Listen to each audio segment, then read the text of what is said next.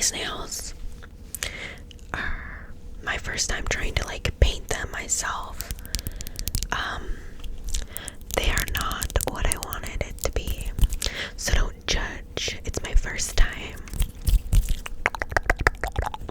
Before we start this video, I want to mention that I do custom ASMR videos for $8 per minute. So if you're interested in that, there will be information about it in the description box below.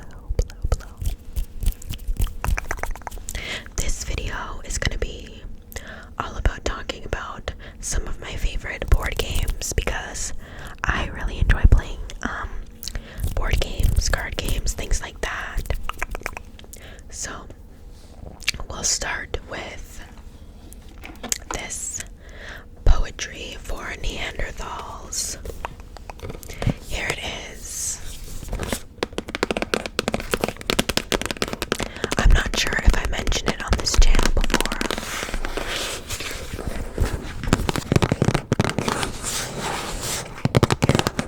It's made by Exploding Kittens, and I have quite a few games made by these people.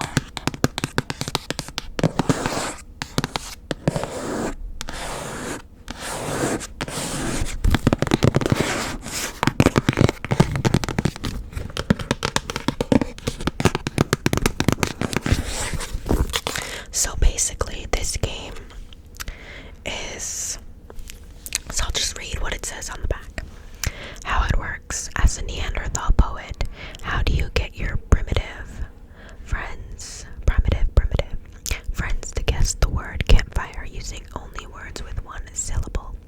You might say, hot place where you roast soft white cube.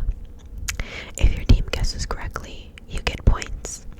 But if you accidentally use the words with more than one syllable, like marshmallow, the other team gets to hit you with the no stick and steals your points. So here's the no stick, and that comes with this. It's a big inflatable stick, and obviously I'm not going to show it right now. I don't know why I said obviously, but I'm not going to show it right now. I don't have it on hand, but I love this game. It's a quick, easy, fun game to play. The packaging is pretty good. I feel like my face has been in this a couple times, but whatever. If we just see a little bit, it's fine. It's fine. That game is perfect for 2 players, 2+ players. Me and my boyfriend normally play together, so I try and get games that are for a smaller amount of people. The next one that we have is made by Unstable Unicorns, and it is called Here to Slay. I love this one as well. Me and my boyfriend play this one.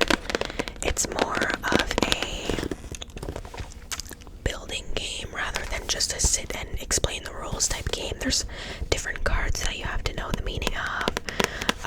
This one's really fun. We'll read what it says on the back.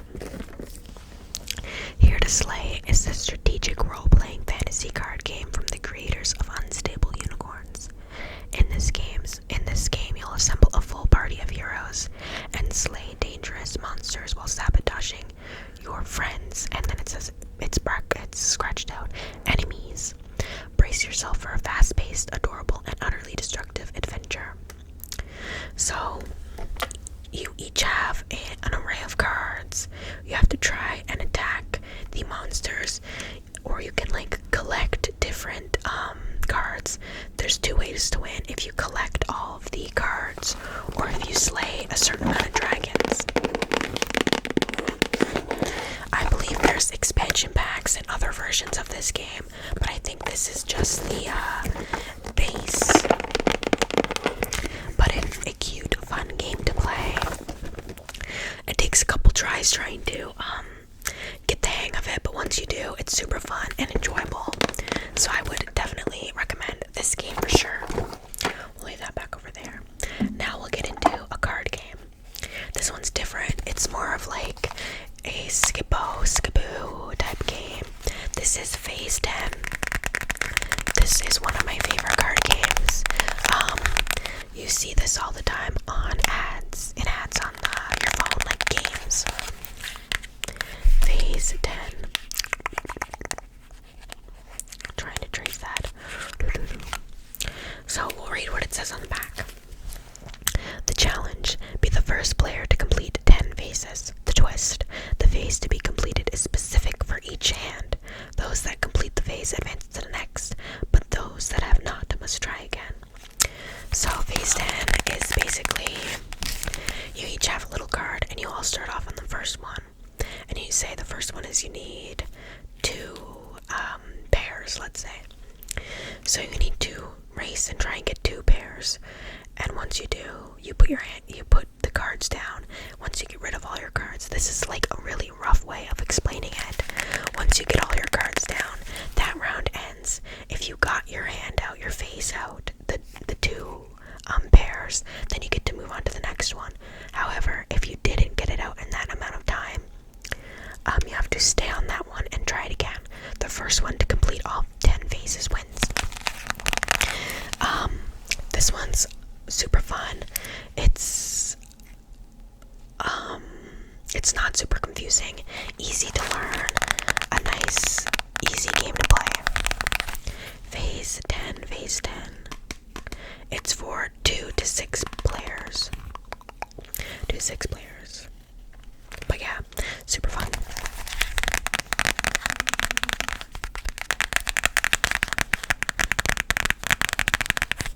Okay, we'll move to the next one. And we're back to Exploding Kittens. So this is the original edition. I've had this for a while. Super fun game to play. I'm sure a lot of you have heard about this one. You basically, I'll just read the back. It's like Uno, except there are goats, magical enchiladas, and kittens that can kill you. Created by Elon Lee, Matthew Inman, and Shane Small, Exploding Kittens made Kickstarter history with over 219,000 people back the project. The game is highly strategic, kitty-powered version of Russian roulette. There we go. Players draw cards until someone draws an exploding kitten, at which point they explode. They are dead, and they are out of the game unless that player has a diffuse card, which can diffuse the kitten using things like laser pointers, belly rubs, and catnip sandwiches. All of the other cards in the deck are used to move, mitigate, or avoid exploding kittens. So, here are the exploding kitten cards. You have to hope you don't get this, but if you do get it, you can use the diffuse card. And then you can have other cards like these. This one says see the future. When you lay this down, you can look at the top 3 cards. And then you can see, the exploding kitten's next. So you want to try and attack somebody. There are certain cards like these that seem kind of useless, but if you collect enough of these, they can do special powers. Love. It's a super fun game.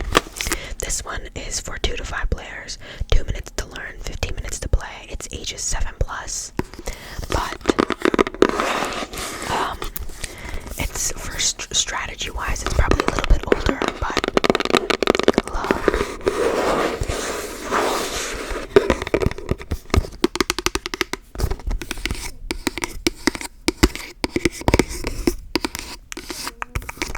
I hope you don't hear my dog in the back. The next and the last game that we're going to talk about, I have a bunch more, by the way. If you guys like this, I can keep going. I actually just got a new game today called What Next. It's one of my dream games. It wasn't available in Canada for the longest time. It's a big potato game, but I'm super excited. I'm gonna play it tonight for the first time.